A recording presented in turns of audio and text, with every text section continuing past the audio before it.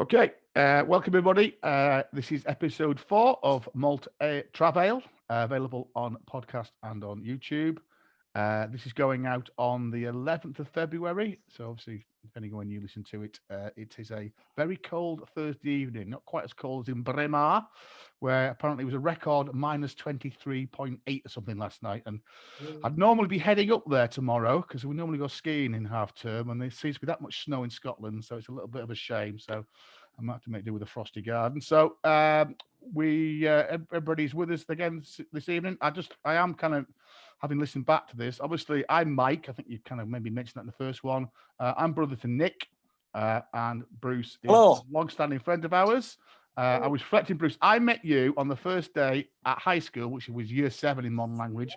I reckon that was 1978, about the 5th of September, 1978, and we got sat next together in. I did remember the form name, wasn't it? Yeah, in that room right at the top of that wing, and there we go. That's it. So, as we mentioned before, we are all from Malton originally, or we sort of lived most of our lives in Malton. Well, I don't know. Norton on Derwent. All right, you're in Norton and Derwent. Because I would say, what's this high school? That's American, in it? It was Norton Comprehensive, or Norton Secondary School. High school. It's college now, anyway. Yeah. Bruce is based in York, and Nick is based still in Malton because Norton on Derwent. Right, next to Malton.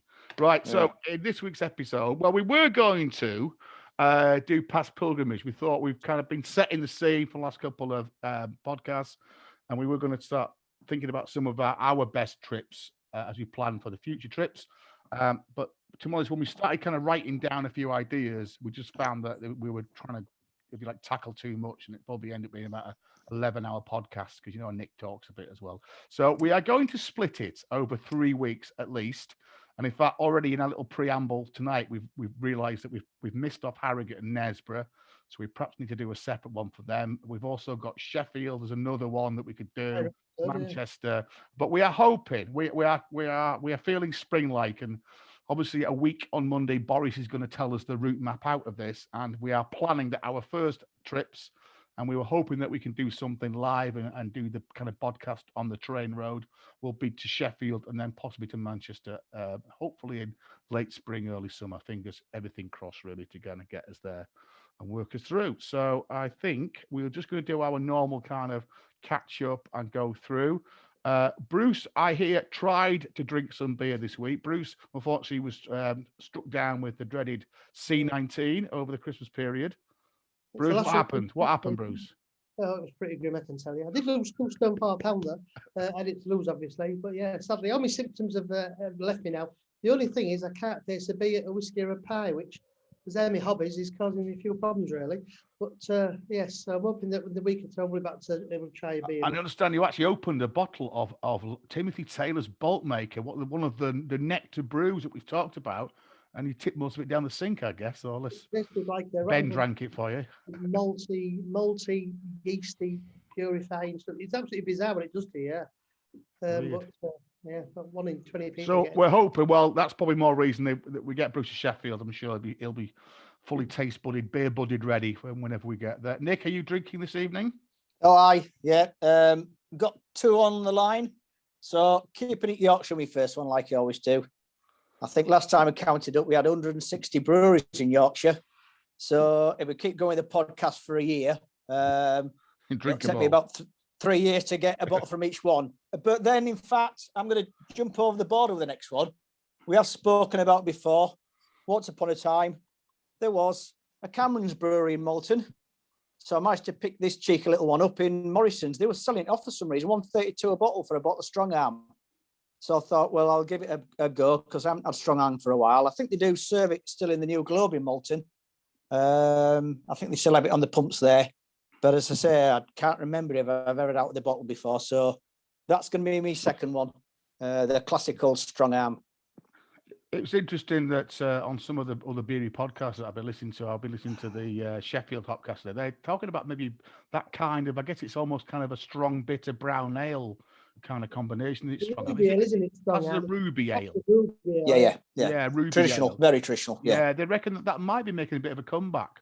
and people get Ruby Red Ale, they call it. It's Yeah, 4.3.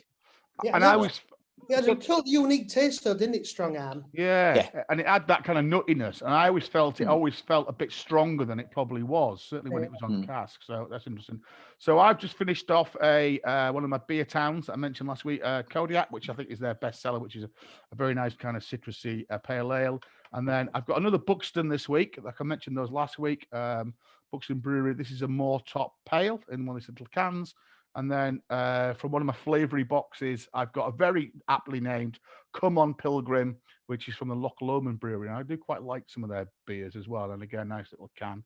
And I think already we've had a bit of a spat before we went on to record tonight about craft beers, which I quite like, and real ale and cask, which certainly Nick is very much in that camp. Bruce hasn't declared an interest yet, one way or the other. So that's maybe another future option for us as well. Now, just to so for the, again, sorry, I'll just explain this again. I've got to keep remembering that some of you will be on the podcast, some will be watching on YouTube. So we mentioned that we are going to split our pilgrimage, or our top three anyway, over the next 3 episodes. So this week we're going to talk. I've kind of named it West of York because it's quite a wide range, really. So basically, as you kind of leave, because as we mentioned with York, Bruce being in York, we often kind of start there. That's how we kind of meet up, and then we kind of move off. We mentioned Hull and the East Riding, or we mentioned Hull last week, but I'm going to expand that next week to the old East Riding of Yorkshire, and that will include places like Beverley and Driffield as well, which are some interesting places there. And then, as we mentioned last week, we finished last week having a bit of discussion about the Trans-Pennine Real Ale Trail, which we mentioned we were doing that back in the mid-80s.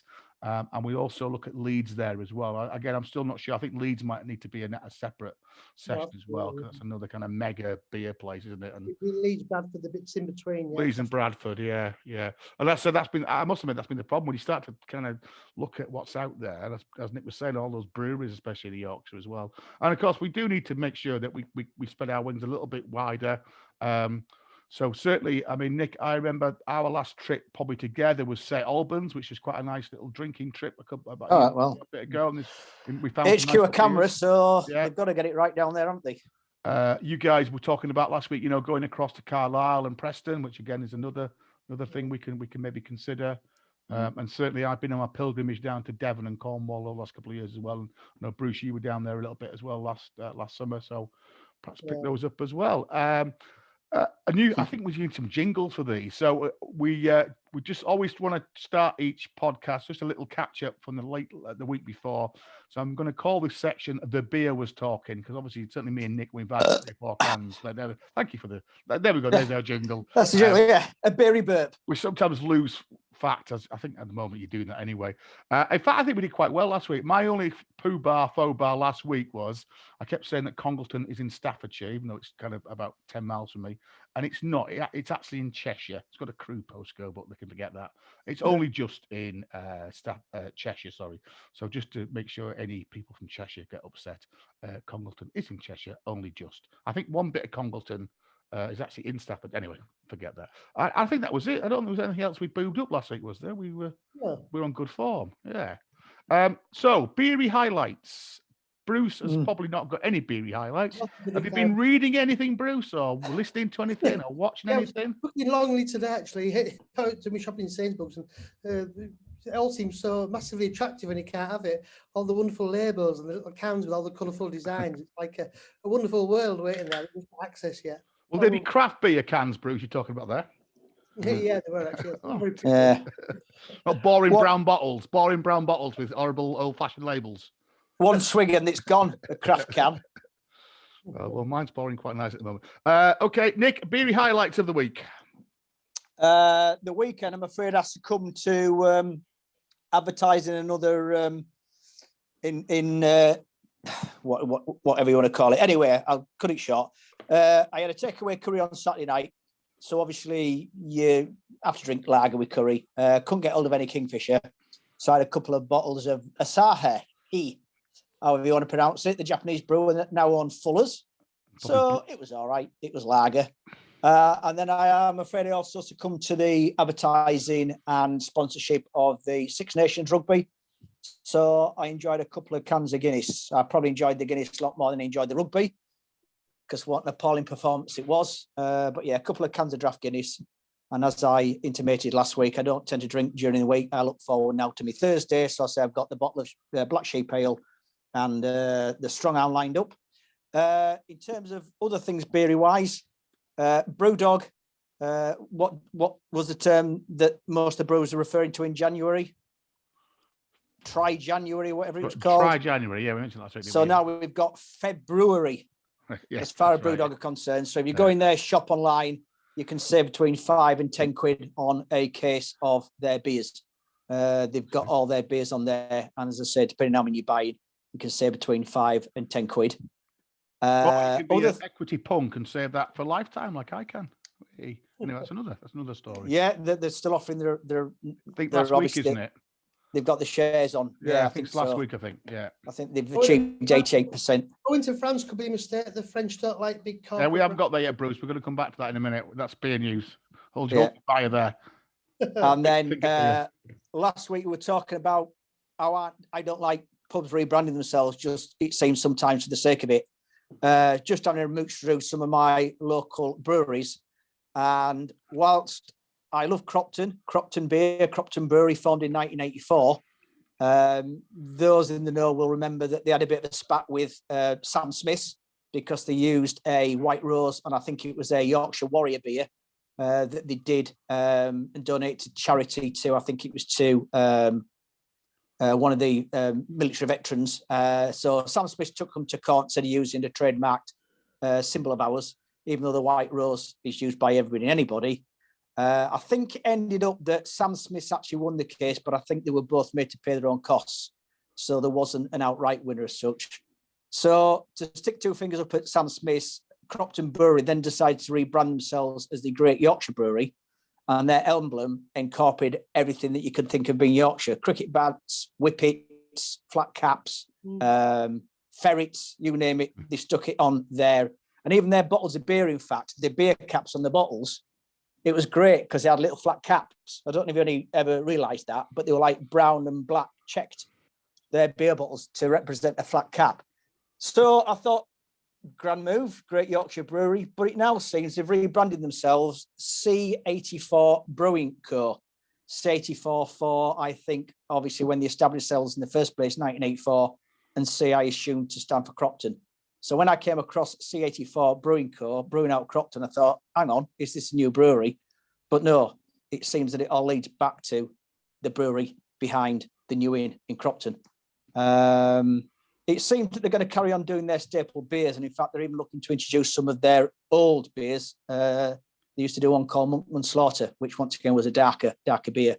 It's sort of they're intimating they're going to do a different brew each month. But once again, going down the craft route with cans and graphics and all that sort of stuff, maybe appealing to the younger age group. But I just think when they've still got 3 brewery names on the go, it does make it very, very confusing. So that's my news, really. Okay, I think we better make a little government announcement there. Obviously, these what's the word in these thoughts and opinions are Nicholas's own thoughts and opinions and not Malt Travel. Last time we were in there, I think the pub has really come on, hasn't it? And we wonder about how that's worked, because the pub was, I mean, when our last few times we've been, it's been really busy. Obviously, a lot of food, or a lot of people food in, a lot of tourists. It's always been popular food. Dogs as well. But I remember cracking beer. When me and you, when we first started to go up there, it was a bit of a dive, wasn't it? Really, it was almost kind of you're in a barn. I remember, wasn't it? And you used to have cracking food and yeah. So right, well, I've had a few really. I mentioned the podcast. I've been listening to quite a few of those. Just getting some ideas really and seeing what's out there. So I mentioned that Sheffield Hopcast is quite a nice one I've been listening to. Some really guys there have got a lot of knowledge. They've been doing some Valentine beer taste this week, which is quite nice. And they had a bright red one, which I was quite interested in. And also listen to the Beer O'Clock guys. They've been looking at 6-packs, and this week we're looking at a German one as well. And I mentioned these guys. I've got half term coming up, so I'm doing a bit of reading, and I'm quite getting into, because I used to love going to. Well, part of my beer trip would be always to lose these two and go into a secondhand bookshop.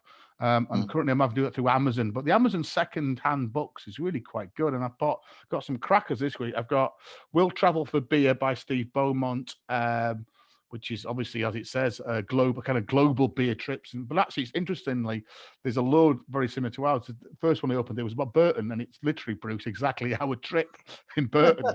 And he's also the guy, I think that, he's also the author or co-author of Well, That Was a Beer, which somebody told me is a really good book to get. So I'm on my beer in that course, and I think that's one I wanted to recommend there. So that's been really good doing that one. And then just a couple of things from me. I've signed up for another tasting, which is the Hop Fuzz Brewery, which is one I've never come across before. They're down, I think, in the southeast somewhere. And they're doing a tasting night towards the end of February. Taking part in these tasting events, and you've been now beginning to appreciate and be able to pick out the flavours within beers. Is it helping your palate? A little bit, yeah. And obviously, I'm kind of doing this beer with Nat course, which is taking you through. So you can, if you want to go for the Cicerone kind of beer sommelier level 1, I think it is to start with. It's, to be honest, it is quite technical. It is, it's interesting how you get into it, really. Yeah. And I don't know, really. Some of it I get, and then other times I just think, well, I can't taste anything in that beer. No, So, I think it's so hard. I remember going back to Sotheby's that one year, one of the guys there was setting up the beer festival, and he sort of said to me, he says, I need your help. He says, I need to do some tasting notes for these beers. And I think it's, unless you're attuned to that, it's very, very difficult to come up with tasting notes that basically aren't all the same. It's either sweet, it's, it's dry, it's hoppy, or, and it was quite nice because I tried 10 different beers, but unfortunately I wasn't much help to him in create the tasting notes there. Yeah, and it's interesting that some of the things on the beer in that course, it's about those styles, those styles have been set up almost by the breweries, so that you're almost pre-thinking what you're going to drink. That's why these beer styles were first introduced. In the good old days, it was just ale. But obviously, with the more modern take, so if you're going to taste a Saison or a New England IPA, you're almost, before you even open the can, you're kind of already kind of thinking about what it's going to look like, what it's going to taste like, which I think, is great. So, yeah, I know, Bruce, you were thinking about that, but I think you were right, probably at the moment, because you can't taste bloody anything. There's no much point in doing a brewery tasting, so I'll perhaps just feed back on that one and see how it goes, really. I noticed that, again, I mentioned last week, signed up for Camera for the Winterfest. I know they're still trying to flog the cider boxes, so if anybody's out there, that's the only boxes that you can still buy if you want to do the full package. And so I mentioned the £5 one. I think these are tasting events, so we'll get more popular. I already know. The news, and I think some of the big breweries are now thinking about, because obviously it's all about revenue, keeping cash flowing in. I won't be all surprised if you see something along the size of Taylor's maybe doing that. Yeah. Well, as I mentioned last week, that Beer Town one, there was 85 people on the thing, so it's great. Do you want me to be controversial again? Well, why change? There's been discussions in Camera for the last couple of 3 years whether Camera should incorporate cider or not. Maybe the fact that they're not selling the cider tickets says something to them that are there really a lot of people in Camera that are cider followers or are bothered about cider. Yeah. But those small cider places, where they're making that, they're supporting local farmers, aren't they? It's a British product. Yeah, and I think they have their own they have their own genre a little bit, don't they? They've got their own cider, whatever it is, and I don't mind the cider. I quite like a cider. Yeah. Certainly when I'm down the southwest, I drink a hell of a lot of cider. And again, a bit like beer, there's lots of different styles. It's one of those, isn't it, where you might taste a cider and say, I don't like it, but actually there's so many, and in particular, as Bruce and those farm ciders, they are all kind of flat stuff that gets you kind of loopy. There is a real range, and of course they've got the Perry as well, which I think probably sometimes I prefer a Perry, the pear ones. Well, the Perry tends to be sweeter. In fact, historically, again, the Perry was for the farmer, was for the cider maker. It was seen as a superior cider. Well, of course, it was so with the orchards, with the orchards, they would be predominantly apple orchards, and they would have a small number of pear trees. Yeah. And I say the Perry would be for the manufacturer, or would be for his family, and the cider would then go out. I think the last decent session of cider that I had was a Wetherspoon Cider Festival. And the problem I find with it, especially the scrumpy, the flat stuff, it's lethal. Yeah, because it's 6, 7, 8%. Yeah. And I'm drinking it in 2 gulps because it's flat. Yeah. And it's like drinking apple juice. Yeah. And, all right, I'll have another one. I'll try that one. And, all of a sudden you've sucked 3 pints of 8% in half an hour. Yeah. Because normally cider tends to be a bit more expensive. Once again, the festival, especially with using the Wetherspoons vouchers, makes it a lot more affordable. So I thought, give the cider a go, and then sort of not regretted it, but suddenly thought, well, part of having a drink is to sit back and enjoy it and all that sort of stuff. And I can't really do with that cider. It's like drink it, sup it, and quaff your thirst, and then try another one. And I don't think we've ever done cider on a beer trip, have we? I was trying to think. I don't think we have. I've had the odd one at a festival every now and then. I've gone and tried one. The rest everybody's has to mix it out. But I quite like the Aspinalls. If I see that, often if I'm going out for a meal, and maybe when I'm not drinking too much, and I just can't face a Doom Bar or an Abbott. If they've got Aspinalls, I quite like. That's quite a nice. Like, certainly quenches your thirst. I mean, when I was working summer, there was now nicer. Whilst you used to provide the transport, I won't mention where we worked, but we used to send you away with first lot of transport, me and my gaffer, and we used to go to the bar, and we used to have about 3 pints of Strongbow, and that just used to go down so quick and so nice and cold after a hot day working outside all day. And then you used to rock up and say, "Where is everybody?" Oh, well, there's only us two. And then the other one, we mentioned Northern Monk quite a bit last week, obviously a brewery in Leeds. And again, I often just drop in on the craft beer channel on YouTube, which is a great channel. I think we probably aspire to be a bit like Johnny and Brad, who just seem to have a fantastic life and end up in all around the world, going to breweries, talking to brewers, and obviously getting loads of free beers. So that's always fun. But a really good dude. I think it's a couple, but I just picked up one that I presume was done last summer when I think it was Johnny who had gone up to meet some of the key brewers at Northern Monk, and that was really interesting because it kind of tied in what we were talking about, really. And obviously, they've got the old Flax store where they kind of kicked off. Oh, actually, it was interesting because they did say that on the documentary, they first started in a garden shed, as often the story of most of these craft brewers, and actually started initially brewing at Hambledon, which we mentioned last week, and we talk about them today. Nick Stafford, Thirsk.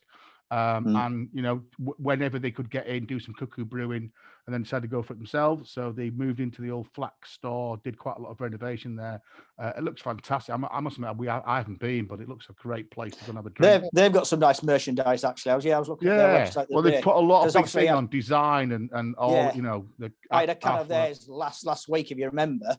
Yeah, that's right. Don't mess with Yorkshire, which is a very simple beer label. Yeah. But then I was watching a vlog, and the guy had the T-shirt on, and I suddenly thought, that'd be quite a nice T-shirt, actually. Well, in fact, they've just done they do an annual thing now where they've gone for home brewers. They get people sending their home brew, and they'll select one, and they will then kind of packet that commercially, put it together, brew it. And they also do the same for a local artist, anybody, again, in the area to come up with a design, and they kind of put it together, which is really nice, really.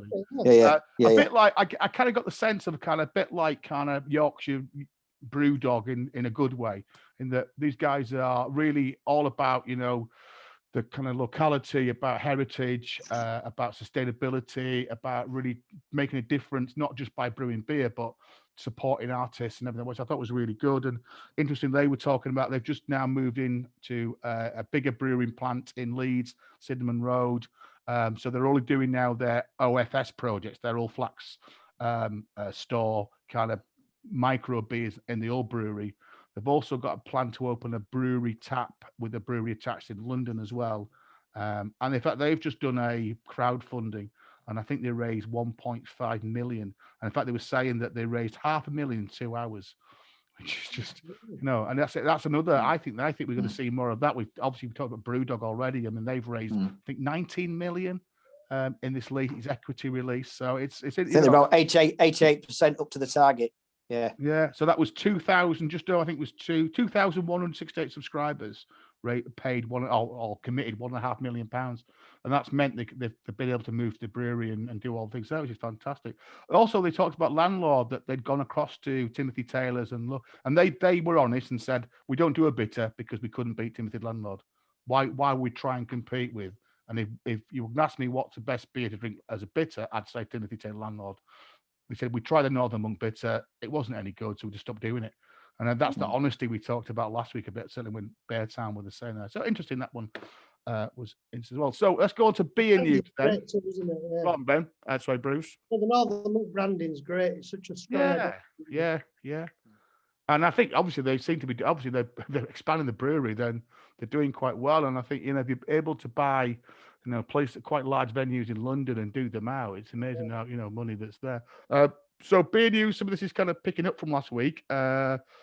We talked about cans last week, and interestingly, on the Thornbridge Brewery website blog that they do, they talked about canning. You'd have a look at this, hadn't you? About the challenge of getting cans, which we touched on last week, didn't we? I mean, I think this hit America sort of middle of last year. Brewing industry news over in America was that there was a shortage of cans. So Thornbridge have nailed it down on their site, suggesting that in 2019, they put their product into 2.6 million cans. Because of demand last year, they did 6 million cans. Now, they're slightly fortunate in terms of, obviously, they've got their own canning plant, and they were probably one of the first to go into cans. So their can run is massive. They'll run 700,000 cans at a time, which meant that they can buy direct with their own labels printed on there. But because their main supplier of cans now has even come back and say, look, we can't supply you with the cans that you require, they're having to go to a middleman and buy smaller quantities. And because of that, they're having to then put their own labels on. But they're sort of saying, look, we're short cans, and yet there's these other smaller brewing companies now just got used to the idea, this is what's expected now. Because the cans, they're easier to stack, they're cheaper to transport, glass is heavy. It's dead space. And obviously, when you put 12 bottles in a box, you've got a lot of dead space where the necks are. Whereas cans, you stack them all up. And apparently, that's a big thing. When you air freighting things overseas now. Well, even palleting them into the back of a van. If you've got a crate of cans, it's a lot easier to pallet those into a van than it is it's bottles. And you can imagine your breakages as well. Okay, sometimes you get the odd can that's spiked or pierced, but if somebody has an accident with a crate or a pallet of bottles, then there's a good chance you've lost it all. So I think you can understand why the demand has increased. But absolutely, yeah. Oh, they said it's not. It's not just beer, is it? They were talking about it's the gin and tonics and vodka and all that range of ready mixed spirits as well in those slightly different cans. I think one or two breweries have been looking at doing those things. I think only 250 those thinner cans. Again, I find it short. But you don't get you even get the mixers in bigger cans now. Yeah. Because once again, it tends to be females that will drink that can, and now females want as big a drink as a male. So. And again, we mix them 250s. And again, that's Nicholas's own opinion, not the podcast opinion. I know a few Yorkshire lasses. They mentioned that in that blog that I think Beavertown were the first craft brewer that went completely cans, and that we talked that last week about that change where we suddenly started to see those 330 cans coming in. And they actually suggesting that thing they're going back to bottling beers, or they've got lots of bottles, or they can get bottles at the moment. Which was interesting. We've mentioned Brewdog. They announced this week that they're going to open a brewery in Lyon, or they're about to announce. I think they did a bit of a sneaky out, and then I know they had to withdraw because the landlord apparently in Lyon wasn't happy. But anyway, that's what they've gone out with now. Interesting. Not a lot of detail on that yet. I'm guessing that may well be a Brexit thing because it means they can shift beer across Europe a lot easier. And again, that seems to be getting bigger and bigger now. I think they've got a brewery. I think they have two breweries in Scotland now. Don't they? The big one is at Ellen in Aberdeen. And then they have a brewery in Ohio. I don't know how we spell it. Columbia, which is interesting. We mentioned Heineken last week, and they this week took in control of Brixton Brewery, which is, again, a brewery that's been around. I think they've had a bit of a stake in that for a while. And I know, Bruce, you also said that at the same time, they've also announced quite a big reduction in staff, haven't they? Workforce. 8,000 jobs to go worldwide, which is shocking, isn't it? There'll be a few worried people across all their businesses and pubs, won't there, really?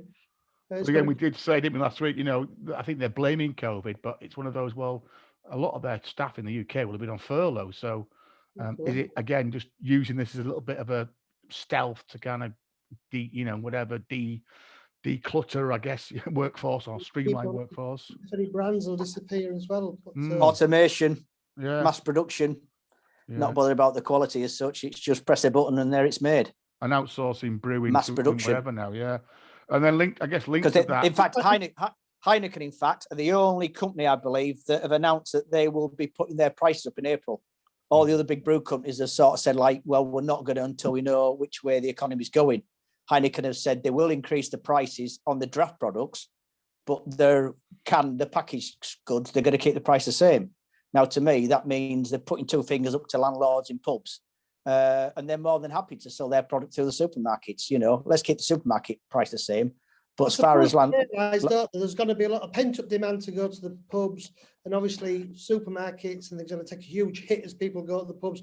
Probably sales of beer in supermarkets is going to really go through the floor, isn't it, for a couple of months, I suppose? I'm not sure, Bruce. I think, again, a lot of people are saying this, you know, I think people get in the habit now of drinking at home. And as you just said, the range that the supermarkets are offering now, and I think there's a worry about when will people feel confident in going back their boozers? We probably will, but I think a lot of people will still be a little bit, you know, do you want to go into a noisy full place? Now, I think, again, where we go, we probably you don't find that. But, you know, some of those city centre boozers where they do shove it. And of course, you know, I guess that's part of the challenge. And again, I think it was in the Chef Hopcast today, you know, they were saying this thing about breweries pubs not being able to sell beer as an off sale. Probably it's because of those people in bloody London who were just going out on a normal Friday night, weren't they? As they do all year round. You know, those pubs we've been doing in London, especially at kind of 5 o'clock, 5:30. I mean, you can't get in the pub. You basically stand in the street and drink. But you can't get to the door because you've got twice as many people stood outside. Yeah. So much for licensing and you know, but it's accepted. Like the rest of us are being, you know, being little bit kind of absolutely. I agree with you. Yeah. Can't see why you can't sit in a beer garden and have a beer out in the outdoor, you know, as we did last time we went to the Fox. You know, it was great, wasn't it? We sat in the garden. There was a little set really well organised, set a little hatch up, and kind of off you went, really. And then just this.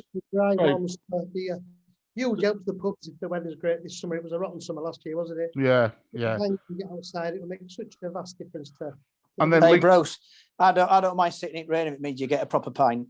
Well, that's it. That's what everybody's saying. You just missed that Cask drink, you know. And again, I think, as I said last time, my last drink was something like the 25th of October. Last battered Cask ale. It feels like it is half a year ago getting there. And linked to that, again, just some figures this week from HMRC, and I know Pete Brown, beer writer, was tweeting this out, that 4 million less barrels were brewed and sold last year compared to 2019, and that's a 14.5%. And Cask really hit that. You know, it was Cask that was hit by that. And interesting again, however, on the other side, wine was up by 6.4% and spirits up by 5.6%. So it does, like, again, beer is taking the hammer in. And, you know, again, is that a supermarket thing? I don't know. But no, people on furlough, it's too easy to reach for a bottle of wine, isn't it? Yeah. And then just on the other slide, the fact that Heineken have taken over Brixton Brewery, because that's really interesting. The ramification of that could be massive, because if people are drinking craft beer because they're independent, and now you've got Heineken sort of cuckooing, you know, they've got somebody masquerading as an independent brewery, but Heineken are behind it. People now, I'm guessing there'll be other brewers who look at that. That's going to happen. And people are going to think, hang on, who owns this? I think they already are, Bruce. And isn't this just like the Tesco's have that, what do they call it, the farm that is supposed to be a farm, but it's not a bloody farm. It's just Tesco's repackaging, isn't it? I think most of the supermarkets do that. And I got caught by that. I think I went to Aldi and bought some of their craft beers and then read the labels, and they weren't brewed by craft brewers at all. They were brewed by Heineken and Inga Brew and whoever else. And they've just been labeled as craft beer. So I think you're right. I think they're also noticing the craft beer is, you know, that whole genre is massive. And you know, because up in Newcastle, I mean, we've got like one in York, Spark York, shipping container places, like, you know, trendy food venues, little bars. But the one in Newcastle is called Stack, and it's like a much tiny version of ours. Ours is very low budget. You think, crikey, this is great, and it appears to be a lot of independent businesses. But actually, when you walk about it, you realise that every beer in every unit is a Heineken product, it's Heineken, Red Stripe, etc., etc. So all their brands, and actually you can see Heineken are financing the entire thing, but it looks like just a lot of containers. So I think Heineken are becoming really adept at sort of. Again, that's that Willow Farm Tesco thing, isn't it? You think you're buying local food when. So there's just a couple of little fun things again. At the Brighton pub where the hand in hand. Where the landlady's trying to work out how to get beer to customers. So she's built a mini pub, the absolute copy of the pub, on a little bike trailer, which she bikes around Brighton and hands out the beer to the lovies down in Brighton, which is quite nice. Again, don't think I've been to Brighton actually. Must be I'm going on those my take off list because again I hear it's got a really good pub scene. And then again, the other announcement which ties in very nicely to last week and I guess this week as well was the Good Beer Guide. We spent a lot of time last week. In last episode, talking about the Good Beer Guide, and Camera announced, I think, yesterday, that they are going to publish a 2022 beer guide. There was some doubt about that, obviously, with the pubs being shut. And they must have been listening to our podcast because they have accepted that it's quite a big guide. The last year's guide was massive. Also, there was the pressure on local groups having to put all that information together. So they're going to reduce it by 20%. So I think it was 4,000 entries rather than 6,500, 7,000 entries. So as we said last week, it's getting quite a big bit rate. But I think that's good news because we did say last week that we quite like the Good Beer Guide to work it through. Now we talked about Burton last week, and we did say that it's a similar tale, I guess, of once great brewing empires slightly declining, and as we mentioned, some of the big players coming in. And we mentioned last week Molson Coors, a kind of big element in Burton now, and obviously Yorkshire Tadcaster is the kind of the northern version or the Yorkshire version, I guess, of Burton. So Tadcaster, what's happening in Tadcaster? What's been happening in Tadcaster? Well, of course, I imagine everybody was quite worried about the news from Heineken, weren't they? Although it's such a massive part of their brewing network now, I would imagine it's pretty safe. But actually, it's still second only to Burton in terms of a brewing town, isn't it? In terms of size now, in terms of the volume of beer coming out. Well, you've got three distinct breweries, haven't you, Bruce? Well, yes, you've got Sam Smith's, John Smith's, and say Molson Coors that used to be Bass. I mean, everybody knows about John Smith's. John Smith's and Molson Coors, though, are basically in the same stable, aren't they? No, they're totally separate now. Yeah. They have no connection, have they? I mean, the Heineken. I mean, John Smith's brewery is now it's Heineken effectively. Heineken or John Smith's because they bought them from Scottish and Newcastle, didn't they? And then, of course, I say we know there's all the lagers being produced up there at the old Bass Brewery. I've not been to Taddy for a year. I don't know if the triangle's still there or not. So I hope they're not taking it down because they had a real distinct beverage. But I mean, by far and away, the most interesting thing about Tadcaster is Sam Smith's. Sam Smith's is a fascinating company, shrouded in mystery. Got this gentleman who owns it, Humphrey Smith. He's a stuff a local legend. And I mean, I'm not just saying that, but I mean, if you ever come to Tadcaster drinking to eat off some of their pubs, if you just sit quietly in a corner and listen to conversation, is the sole topic of conversation in their pubs. I'm not exaggerating. I mean, we do go through a little bit. We just say, listen, and all anybody talks about is Humphrey Smith. And of course, with him's come a lot of urban myths and things. But interestingly enough, tonight I was just taking a quick glance at my phone. And, Sam Smiths have over 200 pubs. And you keep finding ones that you don't know there. And there's one in Grenoside near Sheffield, the Cow and Calf. And if you actually look at it, it looks absolutely fantastic. It's like it looks like a series of old farm buildings, and actually it's a Sam Smith's pub. You have to only he would keep this place going, which is fantastic. Mm-hmm. But sadly, he went last October to pay a visit and asked for his favourite chocolate fondant pudding off the menu. Now, apparently, and I say apparently, we don't know the fact, but this is from the Sheffield Star. They couldn't offer him his chocolate fondant pudding because they didn't have a freezer. And because he couldn't give him it, he gave the landlord notice and sacked them, I say, as reported in the Sheffield Star. But that's pretty typical of some of the things that you hear about Mr. Smith. Having said that, I mean, the man aside, it's just endlessly fascinating. Hey, Bruce, we love his pubs. Oh, yeah. Like we know, no mobile phones, no tablets, interiors are fantastic. We know when we go down to London, we know where to find the pubs, cheap pint. Did you know also he's got 11 hotels? That's something I found out. Absolutely. I mean, Seahorse in York, yeah, that's one of his hotels. Yeah, knew about the one at Haworth, but he's got one down at near Richmond Park, down there on the Thames. He has, yeah, it looks lovely. That was reading up on. But then So the irony is, I was thinking, I can't think of a really good pub for really either brewery as they were. You know, there's no brewery taps, is there, in Tadcaster? I can't think of any. Yeah. The White Horse Angel is next door to the brewery. I mean, you go for a drink in the courtyard of the White Horse, and actually, he's got 2 drays there. Yeah. The dray houses, you can actually see the drays. That's technically not a tap, is it? That's not. I mean, I know it's the closest pub, but yeah, but I never felt that was the it does serve as a tap. I mean, and then John Smith didn't really have a tap, did it? And I think again, if you worked at John Smith's, traditionally when you retired, they opened up a bar for the retired people twice a week for about 3 hours, and I think they allowed about 4 pints each. And of course, this was in these guys' diaries and meet each other. Fantastic perk, and sadly, Scotch and Newcastle that way. That was. You'll agree, Bruce. If you want to pacify your missus who don't necessarily like going to these traditional pubs, take us to the White Horse in Tadcaster, and then let's see the horses outside. Yeah, because they've always had white.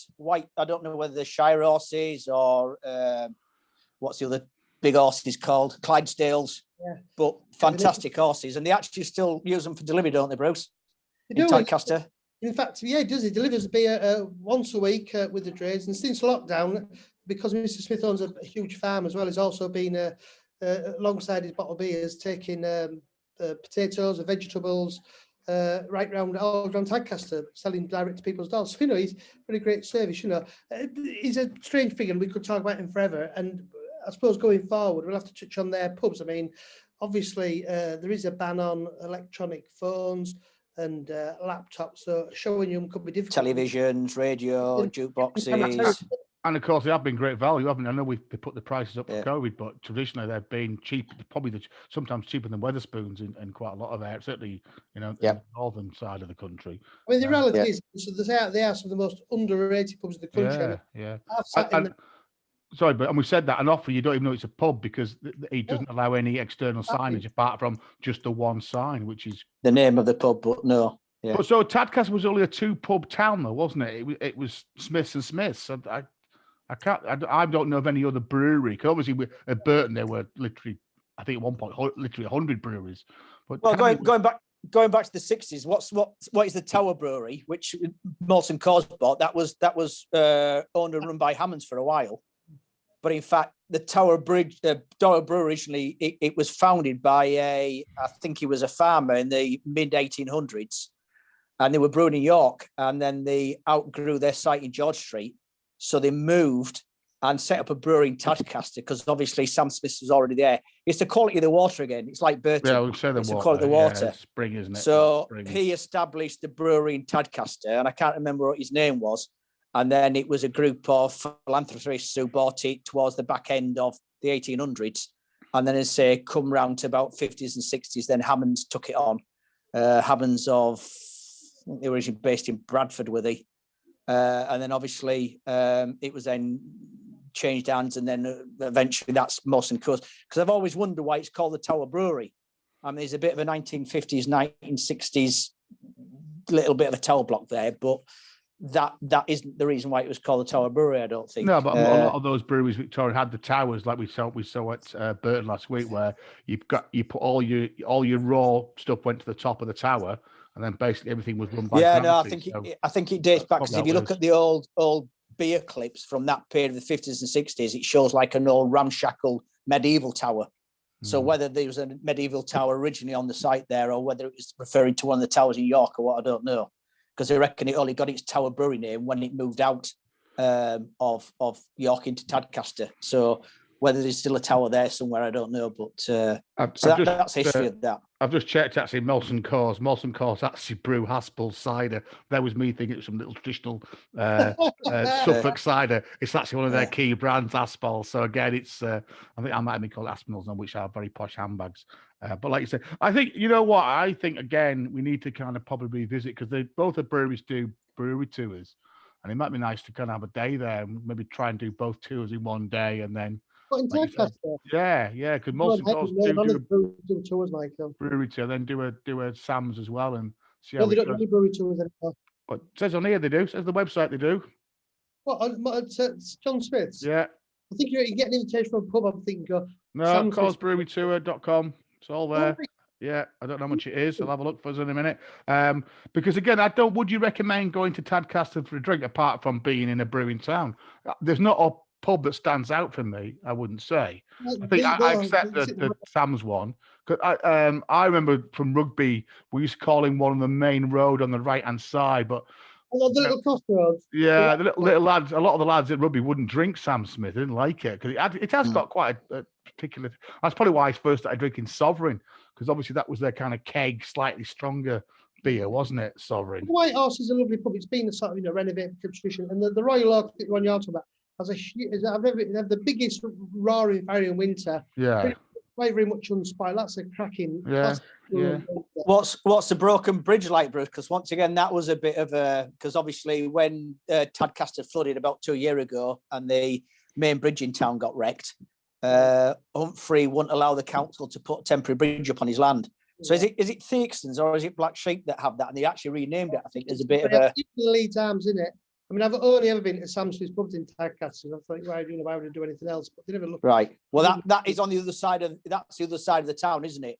And I say about the same time that happened, they actually changed the name to the Broken Bridge, the name of the pub. And I wonder whether that was the brewery. Say it's like the Thixtons or Black Sheep. I think just having a go at Sam Smith's for not being nice to the townspeople. And again, I think the other problem, of course, it hasn't got a railway station. It had a railway station many years ago, but it doesn't have a railway. So again, I guess the coastliner bus. Coastliner goes through there. Yeah. But we're back to railway. I think if it had a railway, again, it'd probably one of those two, Leeds, Taddy, York would be great, wouldn't it? And then of course you get the bus to Boston Spa. Boston Spa's a great, very affluent. I think there's 2 Sam Smith pubs in Boston Spa. Yeah. To Weatherby, the Crown in Weatherby, absolutely fantastic for roaring fire. Full of Robert Thompson furniture as well. The Crown. Right. Well, there's supposed to be a very traditional historic pub in. Is it Weatherby? That is the Crown. Yeah, it's fantastic. Yeah. Okay. Yeah. Right. Because of time, guys, I think we're still in the bloody first section. We have talked about some towns. Now, I've just thought before we kind of go any further, just whether we need to probably just have this debate really about Wetherspoons, because I've got a lovely picture here of our great leader and the great leader of Wetherspoons, obviously sharing a pint together, and I think they're always both of them very good for a photo opportunity. And I guess I don't know, we've kind of touched on Wetherspoons a few times before, haven't we? And I guess it's a bit of a love-hate, and I think our view is often Wetherspoons is a safe place, often in quite a few towns. You know what you're going to get. It's a bit like Travelodge or Premier Inn, I guess. You know what you're going to get. Some of them are really, really good. Some of them are really, really bad. I think we'd all agree that trying to get a beer sometimes is a nightmare in Wetherspoons. There's no queuing etiquette in a Wetherspoons pub, and they just don't care about that, do they? That was the best thing that happened with COVID.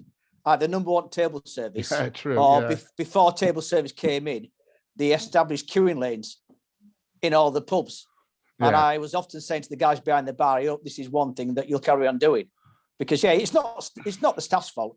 That's the thing with Wetherspoon pubs. The bars are so bloody long and massive. Having worked behind the bar myself in a number of different pubs, with the best in the world, it's very difficult to know who's next. And especially if you've got your regulars, your locals in there, even if you're working behind the bar and they're a pain in the ass, you appease them because you're just going to get grief for the rest of the night. But then obviously as a stranger going in there, and it's obvious, hang on, they're serving the locals before they're serving me, automatically gives you a bad taste in your mouth and is to say, like, I'm not going to go in there again. But to say it's not necessarily the staff's fault. And I think the bars, I would say, again, I've worked behind bars, they don't seem to be that well organised. I mean, they've got a massive range, let's be honest, they've got a massive range, haven't they? I mean, they do cocktails to draft to keg to craft to bottles to wine to coffees and, and staff seem to spend all the time kind of walking from one in the bar to the other. They're not really, but that may be the size of them. But I think... Well, the tills as well. It seems that they're assigned to one till and they might be serving one in the bar, but in order to pay, they've got to walk all the way to the end of the bar to sandwich that till, come back, get the money off you, then go and bring you your change. And like you say, it's ergonomics. Yeah. You would have thought a guy like Tim, with his ability to build such an empire, you would have thought he would have sat in his own pubs and seen this. And why have we got this rule where a staff member has to sign on a particular till? Why can't he use any till that's Well, near like you him? said, I go in Weatherspoons quite regularly. I've never been to the bar in Weatherspoons for, I would think, over a year and a half. I just use the app these days, especially now they've listened and they put the beers on the app, or they put they used to get 1 or 2 beers on there. Yeah. The guest beers, yeah. I think the other thing is that we've always found where you've got a long standing landlady, landlord, bar manager, they tend to be the better ones. I guess they get a lot of churn of staff as well. And I think that's part of the issue, that they have so many staff coming, often a very young staff coming and going. I think the best ones that I could think of are probably when you go back, you've got the same face in that bar, all the time. And I think wondered whether that's part of the secret. I know the one in Hull, you've always said, had a very long-standing landlady and landlord, or bar managers, aren't they? Three John Scotts. You should have taken it at face value, really. I mean, I've been to Weatherspoons all over the country. I remember I got sent to South Yorkshire on work years ago, and my friend went to the one in Wath-on-Dearn, and it was like a proper locals pub. The staff was lovely, the food was red hot, there was a great range of beers on. And I think sometimes, the better Weatherspoons are in some of the more deprived areas, really, which I think some of the Hull. Yeah. I have to say, what is it bizarrely? Some of those in London are absolutely fantastic, of course, aren't they? Where they keep them.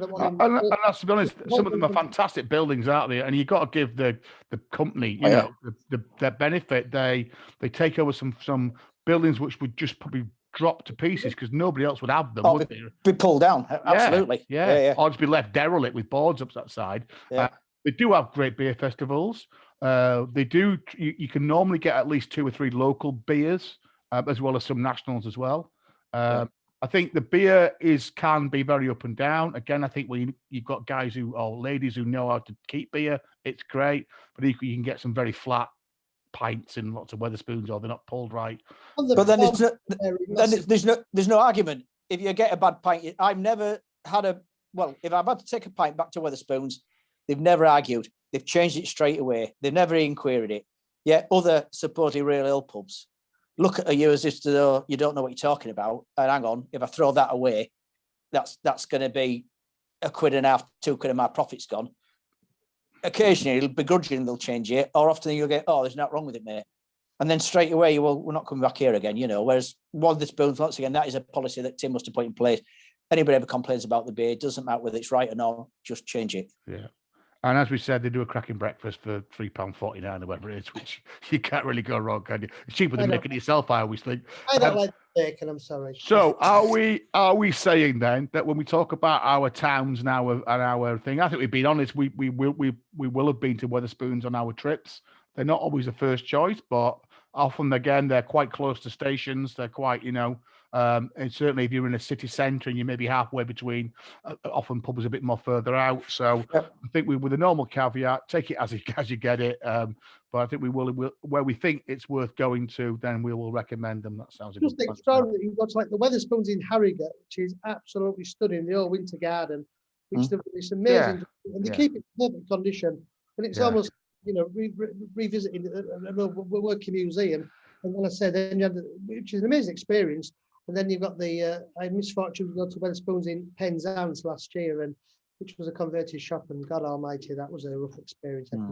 Nick, you mentioned one in St Albans last year, which last week, which again is almost like a dive barn, isn't it? And then I remember the one by the Tyne Bridge is really nice as well. That's some old custom house, very old building, under the Tyne Bridge there, which is another pretty cracking. And then we mentioned the cinemas that we've got. Cinemas, one in Colwyn Bay, or is it like Llandudno? That's Llandudno. And then one in my town is an old post office, which again I would have just fall to rack and ruin, and it's quite a nice space now. So let's get on to West of York. As we've said before, trains often are our kind of first choice of travel, and we've talked some reasons behind that, mainly to do with the availability of toilets.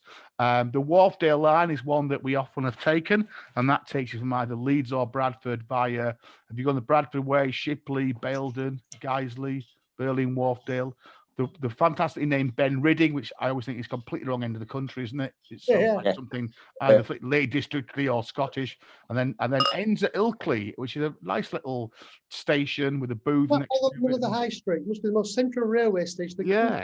Yeah. And then similarly on the other line, you've got the Leeds to Harrogate line, and then the one that we tend to use the most is that I think it's a metro line, is it? That goes Leeds, Kirkstall, Shipley, Saltaire, Bingley, Keighley, and then finally on to Skipton. Yeah, which is probably the one.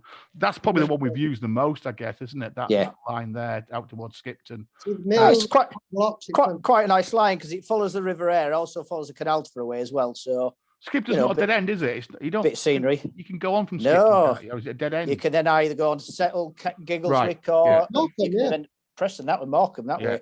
Yeah. Canforth, famous railway junction, Canforth. So again, all of these come out of Leeds, which is where we probably end up. Just crack the strong arm, lads. Do you recognise the colour? Ruby, definitely that ruby. Colour, isn't it? Yeah, you can see it. Yeah. And then the other towns we'll talk about, mainly we'll talk about Thirsk and Ripon today. We might mention Northallerton and Harrogate. Unfortunately, again, the beaching cuts in the 1930s, whatever it was. That was another Tory government with a dodgy contracts for all getting backhanders from road builders, and suddenly they closed all the railways down. And now Michael's opinion, of course, and nobody else. And now, of course, they're going to reopen all the railways and bring trams back to virtually every town and city, apparently. So unfortunately, there's no railway out that way, but you can get the Dales and District coach bus, which is quite useful as well.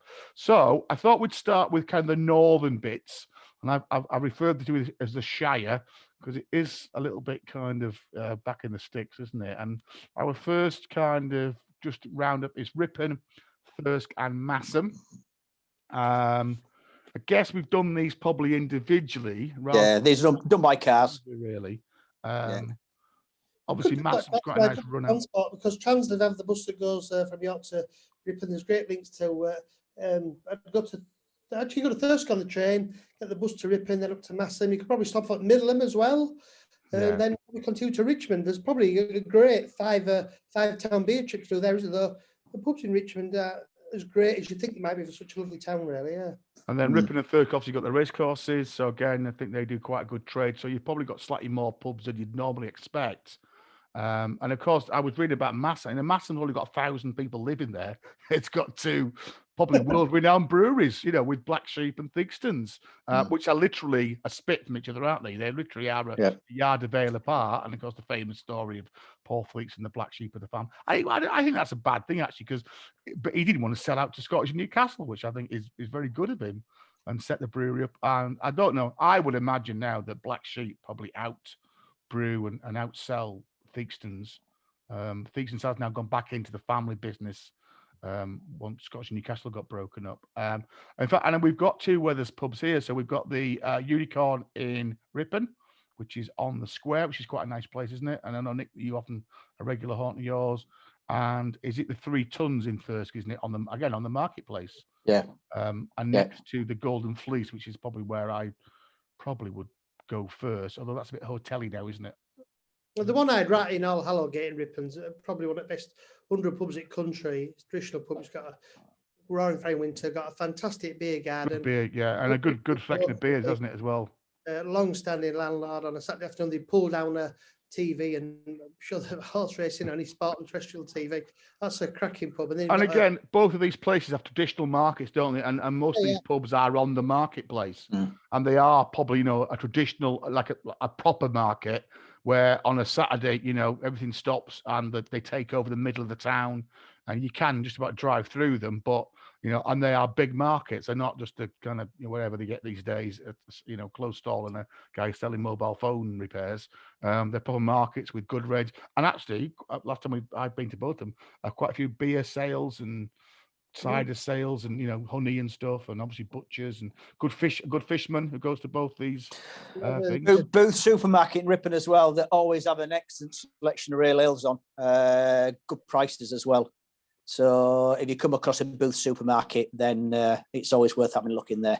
So I think our recommendations are, if you're ever in Thirsk, look for the 3 Tons, which is the Wetherspoons pub on the marketplace. Next to it is the Golden Fleece, which that used to be a Hambledon pub. I guess it's not I know they normally have Hambledon beers in there. I don't think it's a tied house or anything. And then in Ripon, it would be the Unicorn. Again, a Wetherspoons pub, and as Bruce mentioned, the One-Eyed Rat there as well. In Masham, now there's a King's Head, Nick. Is that a Black Sheep pub? No, that's it's Mitchell's and Butler. And that's quite a big pub on there.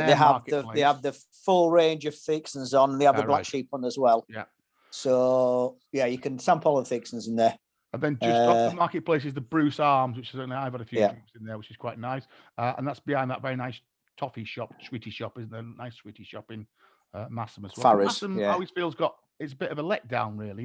It's a lovely kind of little town, but I don't know.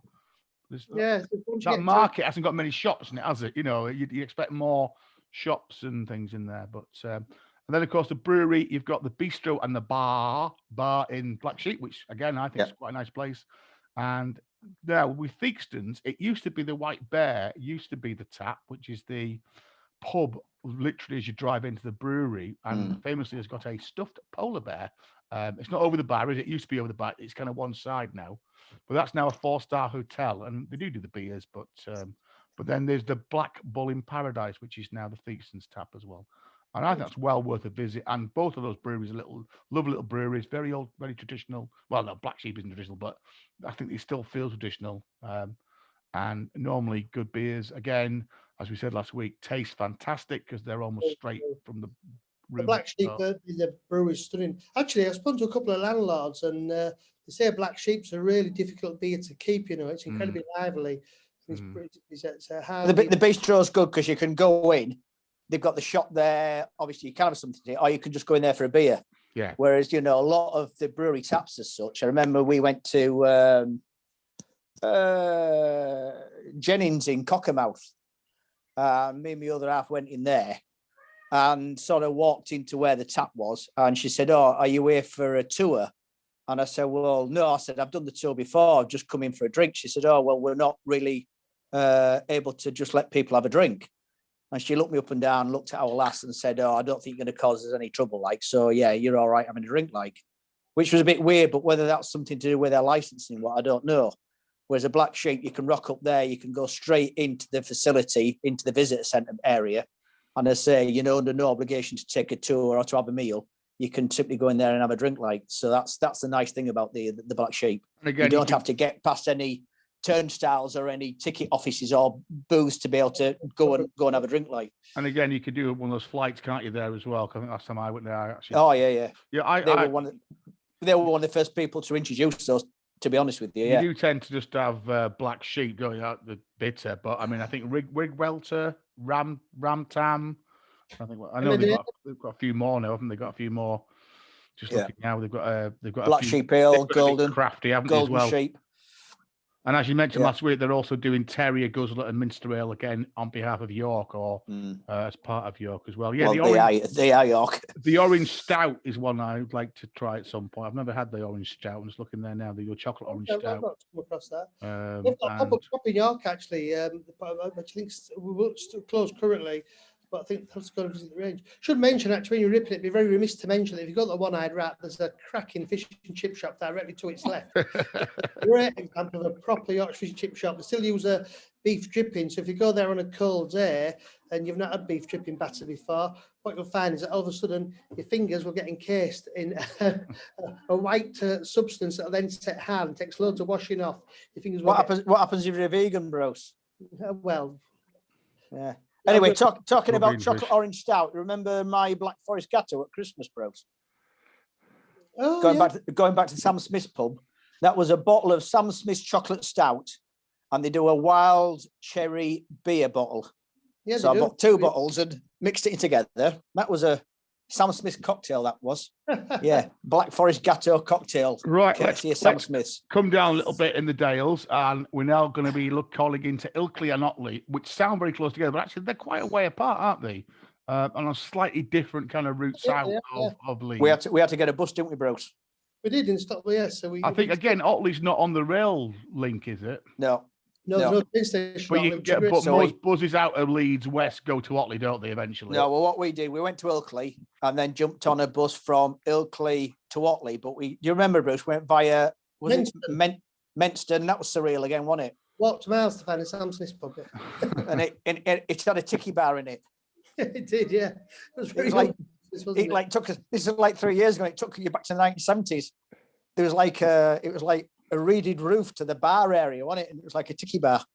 And then we asked the locals where the shortcut back to the bus station was, and they were clueless. They didn't know. They never used it. Now, Otley's been a little bit of a kind of a pathfinder, yeah, because they quite early on, didn't they, got into saving pubs and heritage pubs and set up almost a pub preservation society, which kind of, and I think with quite a lot of initially, whatever the word is, and I think there's still a little bit of animosity because I think some of the landlords are a bit against it because you're a bit limited in what you can do, and you get, people touring, and they've got the historic Otley Ale Trail. But again, for a little kind of markety town, there's a amount of pubs. Oh, aye, immense, you like beer, and you like food, and you like pies, and proper. It's a hidden gem, is Otley. I mean, to other towns like Malta, for example, make a huge fuss about being Yorkshire's food capital. Otley would leave it absolutely standing. They've got fantastic butchers. The pubs are great. There's fantastic bakers. They have a market on a Saturday. It's a proper solid town, isn't it? And there's just, and I think just getting there, though. I see it's not on the railway route, which would be the yeah. But I say most buses out. If you're getting a bus that goes up Headingley Road and up past the rugby football cricket stadium, you'll get to Otley. And I think really, let's be honest, I think Otley would be a mini tour, wouldn't it? I wouldn't go in it. I think if you're going to Otley, just go to Otley because I mean, I'm just looking now on the beer trail. There must be 15 pubs on the beer trail. So you could probably spend a good afternoon, couldn't you? Isn't it? The junction was a real stop-off for people, especially football and rugby teams. And the days gone by, on a Saturday night. That's got a fantastic range of beers now, knowledgeable staff. And I think there's enough difference in those pubs to find the one that suits you, really. That you like doing, whether it's a bit more lively or more of a kind of a modernly crafty bar place or more very traditional. Kind of Yorkshire pub, I think you can find. I was astonished when Wetherspoons opened in Otley. I thought if ever there's a town that doesn't need a Wetherspoons, it's Otley. But that is a wee Wetherspoons. It's bigger outside than it is inside. They've got because is it the bowling green or something like that? I think they've got a bowling green next door to it, but they've got a massive great frontage. And when we went in, it was surprising how small inside it was for a Wetherspoons, like. Because we sat outside. And again, I mean, some of those historic Otley pubs include Stew and Oyster, which I think we maybe argue with is a historic pub chain. Although they normally have a couple of different beers in there. Nice building again, lovely building, which given the due, once again, they were the only company would take that building on, like they've done in Malton, And then in Ilkley, I've got on my list here, I've got the Flying Ducks, which we mentioned before, and I think we had a picture of on YouTube clips of the Flying Ducks. Wharfdale. On the main road, isn't it? Again, I guess from the outside, it doesn't look that big, but it's quite a nice, spacious pub. 2 rooms downstairs, room upstairs, nice fire, nice bar. Do all the Wharfdale beers there, which again are not that.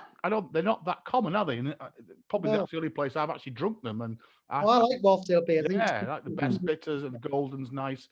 And then it's a funny place, Ilkley, because it's quite a posh, I guess, place at that end, and I think a lot of footballers live up on the hill there. Bar Tat is there's a Wetherspoons, which is okay, and just up from Wetherspoons is Bar Tat, which is quite a modern. It's an old building, an old terrace, I don't know, shop, I guess, but has been again quite well done out as a kind of Cask craft bar. Again, that's got a large upstairs and little rooms downstairs, and a really good range on. It was on the Market Town Tavern bar, wasn't it? Yeah. It was the first place in Ilkley to offer real ale, I would have thought, in it, bros. Yeah, I would say of that era, as in, not just one guest pump, but we've got a full range on, sort of thing. And again, but it was weird because it was never a traditional pub, so it always felt a little bit different. Really. Yeah. It's not a pub, is it? I think it's probably. We look at that row, the picture they've got there. It's a shop that's been converted. Last time we were there, Nick, weren't we, for Twixmas, and we went there New Year's Eve, and I think we had some quite nice beer. I remember them being quite a good rate, not a massive range, just perhaps 3 or 4 beers on, and they're all really good form. There is a Friends of Ham in Ilkley, which again is interesting. Perhaps come back to that. I quite like that. I'm not quite sure these two do. That's a bit like a kind of tapas versus meets a British craft beer place, really. It's the one in Leeds near the station, and it's okay, something different, isn't it? Yeah.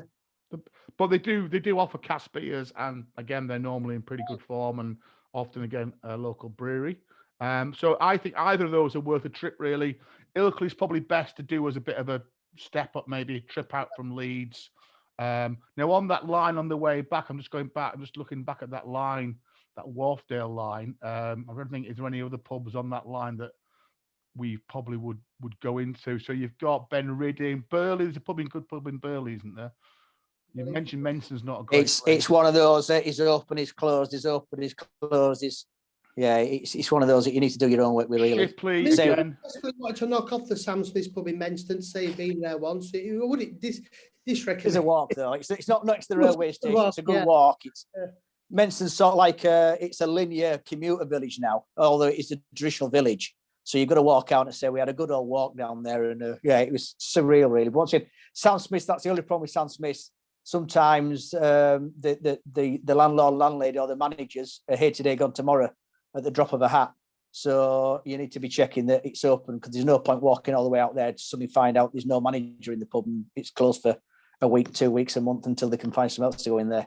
And I should mention, well, if you're in Ilkley, you've got to go to Lishman's Butchers. Lishman's has a royal seal. It's a stunning butchers. They do the Yorkshire champion sausages that people travel miles to get. You can get there at Lishman's. It's and you like butchers and things. It's just absolutely amazing. The quality, the range of food, the presentation is just absolutely stunning, isn't it? Yeah. And there's a Betty's as well, Bruce. There is, yes, that's right. That's how you can tell it's an affluent place. If you go down the other kind of branches off towards Bradford, I think you get to Shipley, but Shipley and Saltaire are quite close. And I think we probably should just get to Saltaire rather than stop in Shipley. There is I can't remember, we have been to a pub in Shipley, but we tend to go across to Saltaire. We mentioned Fanny's Ale House, which we've talked about in Saltaire. And there's quite a few places in Saltaire now, isn't there? We went to Saltaire Brewery last time. We Yeah. It's a bit of a walk again. Yeah, it takes you down by the canal there. And to be honest with you, because it's a modern brewery. Don't mind the beers at all, but it's just basically not an agricultural shed, but it's a modern industrial shed sort of thing. And because I think it was during the week again when it broke, so there was always in there. There's no atmosphere, and we tried the beers, and we sort of didn't hang around for a couple of hours, did we? Really, it's just a case of right, we've done it. Let's head back to the station. There's more comfortable pubs and places to go on that particular day. I dare say there'd been a few more folks in there. We would have probably hung around a bit longer, but it was just a bit, Shipley railway station is interesting as well, because it's got two platforms miles apart, hasn't it? It's like a triangular section and a car park. Most extraordinary. There's no brewery. There's not brewery. There's no tap though, is there? There's maybe not an option there for us. Open up a tap at Shipley or Saltaire station. They've got a statue of Brian Mosley who played Alf Roberts in Coronation Street. That's their claim to fame. I like to see it, just because I've seen it once. Why there? He wasn't Yorkshire, was he? Yeah. Right? Well, he was a big actor. You remember in Get Carter, Michael threw the man off the car park. That was Brian Mosley, Alf Roberts. All right. And I thought he came from Lytham St Anne, because that's where his house was. Actor in Shipley was there. His most famous son, yeah. Right. So on the other line out of Leeds we've talked about, and we mentioned before that often our plan is to get as far as you can, then work backwards. So we've talked about Skipton a few times, which again is a lovely little town, chic town. I think Skipton is kind of that's what it kind of translates as. And we've talked about a trip to get some pies there, I think, in the last one of our podcasts previously. So I think my pubs that I would be recommending are the probably the Royal Shepherd I think we mentioned that one as well. That's on the canal side. Actually, if you're going to sit outside, I mean, once the Shepherd's changed hands so many times in the last 3 or 4 years, but I mean, they only have like 2 little bistro tables outside. You're sat in the cobbles, aren't you? And you've got to pull your ankles in if there's any cars coming. Yeah, but we've always sat on that nice bench as you go on the left hand side in the main bar. Nice big bench seat there. And again, always have a good range of beers on in there. Don't they normally? Well, I was looking up when we first started going. Hartley's XB I used to drink in there. Right. Yeah. You remember Hartley's XB? I do, yeah. Yeah, bought out by Robinson's. And then I think they still brew it, but you get a lot of Hartley's beer in the Lake District, don't you? It's brewed by Robinson's, and they kept that particular one, and I think they got rid of all the other, but they still brewed to the original recipe supposedly. So I remember Hartley's XP. Yeah, do a cracking brewery tour in Stockport. So the best in the country apparently, not too expensive. Better put that on the list again. That's another live trip. probably the busiest pub in Skipton is the Woolly Sheep. I think probably it's on the bottom of the marketplace, isn't it? And quite an attractive pub, lots of little rooms. That has got a nice beer. Yeah, beer garden. Back, yeah, hasn't it? A really sun trap. And you get one. It gets quite busy though, and that's a Timothy Taylor's, so you tend to get theirs plus maybe one or two guests. A newer pub is the Narrow Boat, which again I think was in that kind of wave of that first wave of newish pubs moving into non-traditional pub areas, and that's kind of just down the alley, isn't it, from the Woolly Sheep? Well, is that Pivney, Bruce? No, it's Market Town Taverns again. Market Town Taverns. Is it? Right. It's pretty much in their style, stripped out. Yeah. Great range of beers, kept fantastic. Yeah. Lacking a bit of atmosphere. Yeah. And then nice blackboard. They always have a decent blackboard that you can read. You can see the prices, what they've got on, which I like about some pubs. Because once again, sometimes you walk in a pub, you're not quite sure what you're going to pay. And sometimes it's like, hang on, £4's a bit steep for a real ale, but in there, straight away, you can see what they've got on. You're not having to crane your neck because you get a few regulars sat at the bar as well. You can't quite see what the pump clips are. You stand between them, you put your neck between them, looking at you to say, what's your game like, So a decent blackboard, beers up on there, prices, ABVs as well, how strong they are, which is always, you got to take into account when you've had 7 or 8. I like the Narrow Boat because of that. And I like the Castle Tavern right next to you mentioned the Castle, yeah. I really like that. Yeah. It's a very well maintained pub. I think it's been a award-winning pub as well, is it? Great range of beers, little tables close together, real wonderful warm feeling to it in there. It's quite. And again, it's one of those pubs where if you're going to go there, try and go on market day. Exactly. It's one of these things where the market stretches all the way up, doesn't it, either side of the main road.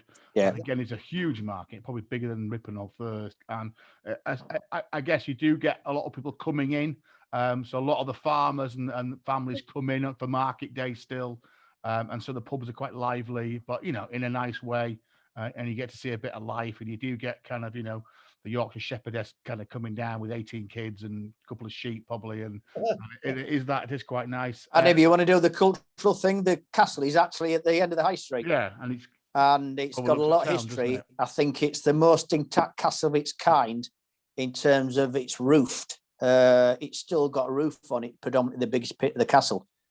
And again, that's next to the castle vaults, isn't it, Bruce?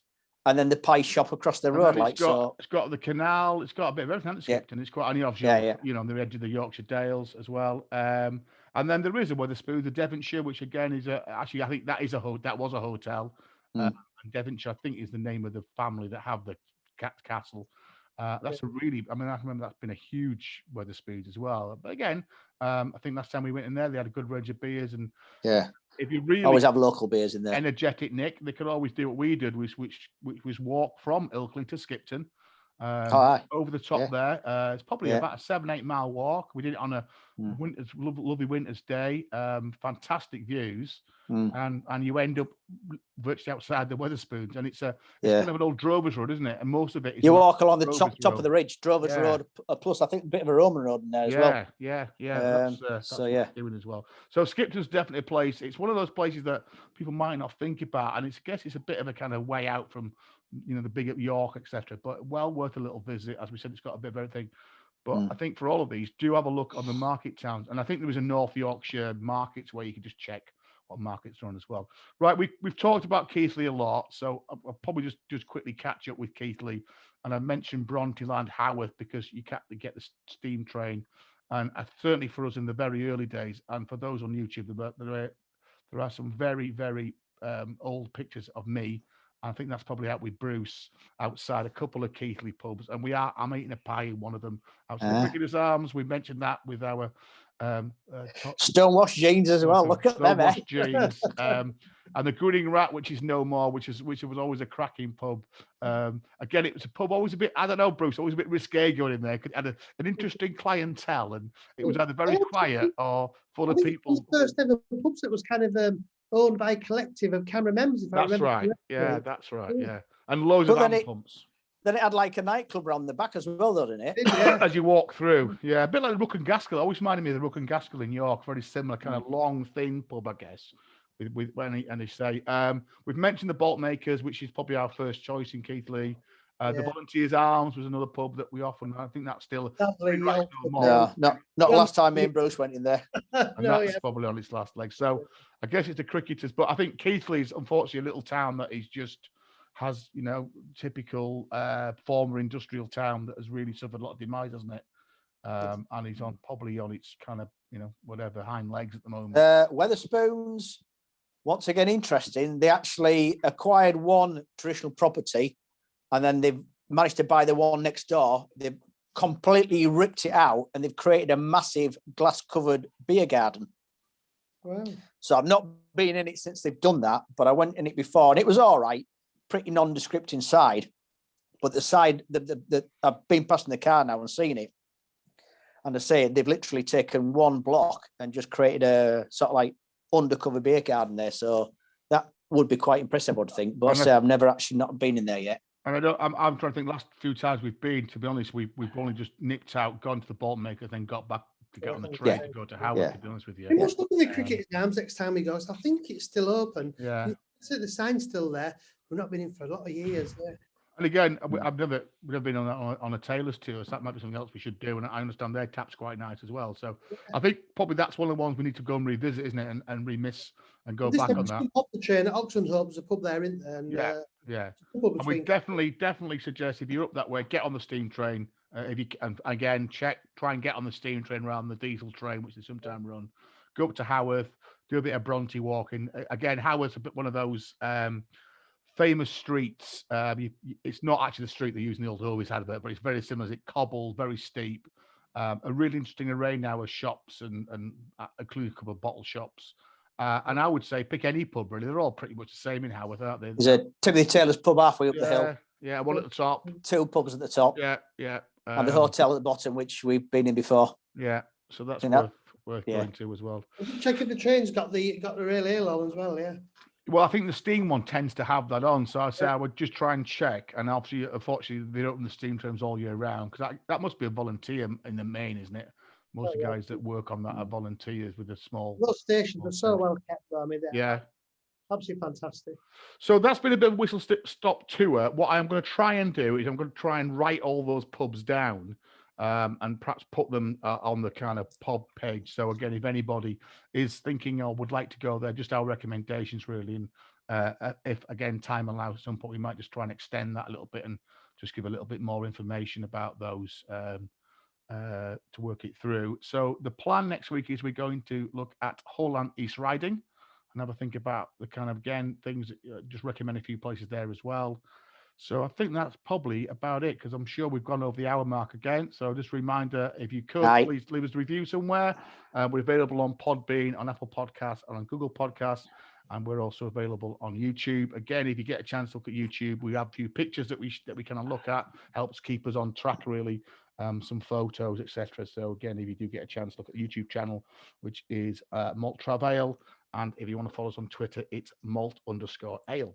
So I think, gents, that's probably it. So happy Valentine's Day for the weekend. Hope you're going to shower your dearest and lovely. I think rugby's on again, innit? Rugby's on. There share for a £5. There was £6 today. So well, I've ordered a nice bottle of Mason's gin for my missus, coming from a good bit of Yorkshire gin. They're doing a raspberry one, so that's coming tomorrow. 30 quid in Morrison's at the moment. It was 30 quid delivery, so I thought that was free. That's all right. Yeah, that was all right. Yeah. All right, guys. So we will see you in the next podcast, which will be episode 5. Cheers. So cheers, guys. Thanks a lot. Take care.